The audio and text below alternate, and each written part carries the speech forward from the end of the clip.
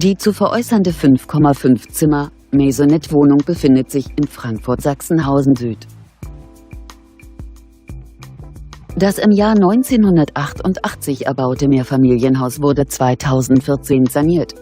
Die Immobilie befindet sich in der 2. Etage. Das Objekt verfügt über einen Balkon, 4 Schlafzimmer, 2 Badezimmer, eine Einbauküche, eine Gästetoilette, einen Keller sowie einen Tiefgaragenparkplatz. Die Ausstattung entspricht einem gehobenen Standard.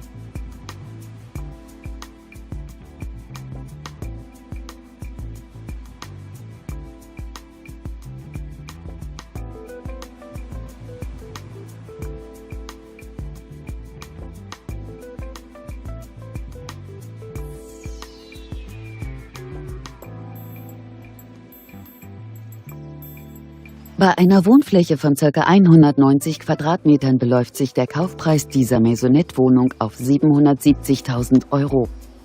Kontaktieren Sie uns. Für die Vereinbarung eines Besichtigungstermins stehen wir Ihnen gerne zur Verfügung.